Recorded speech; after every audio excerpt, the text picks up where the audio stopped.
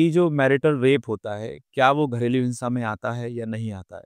जी हाँ, बिल्कुल आता है। जैसा कि अभी बीच में माँग उठी थी कि जो हमारी मैरिटल रेप है उसके लिए अलग से कानून बनाया जाए।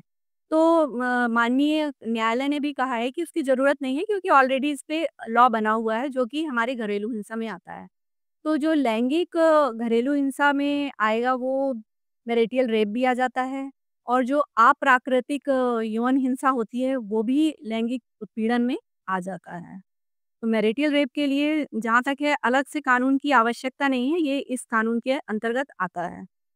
मैं आपसे ये पूछना चाह रहा हूँ कि जैसे आपने कहा कि मैरिटल रेप घरेलू हिंसा में आता है, तो मैरिटल रेप तो केवल शादीशुदा लोगों के साथ हो सकता है, लेकिन घर में कुछ ऐसे भी सदस्य होंगे जो शादीशुदा नहीं हैं, तो क्या वो घरेलू हिंसा के शिकार माने जाएँगे या लैंगिक हिंसा के शिकार माने जाएँगे, क्या होगा उसमें? बिल्कुल माने जाएँगे, अगर उनको उनके साथ सेक्सुअल हैरेसमेंट उनके साथ होता है, तो वो बिल्कुल माना जाएगा और जो आप कह रहे हैं शादीशुदा नहीं है, तो वो मैंने पहले ही बताया है कि जो बहनें होती हैं, बेटियाँ होती हैं, उनके माँ-बाप द्वारा या घर की चारदीवारी में जो हमारे घर में रह रहे हैं, उनके द्वारा किसी महिला को किसी भी तरह से प्रताड़ित किया जाता है, वो सभी घरेलू हिंसा हिंसा में ही आता है।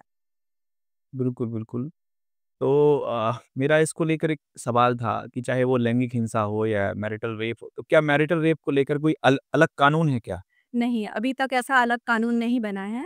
बीच में इसकी माँग उठी थी लेकिन अभी वो होल्ड पे है और ये घरेलू हिंसा के अंतर्गत ही जो लैंगिक अपराध जितने भी महिलाओं के साथ किए जाते हैं, जो अपनी प्रॉपर्टी समझ लिया जाता है पत्नियों को और उनके साथ कैसे भी ज़बरदस्ती की जाती है, बिना उनके इच्छा का, उनकी भावनाओं की इज़्ज़त ना करते हुए, तो ये सभी कुछ घरेलू हिंसा में ही आता है।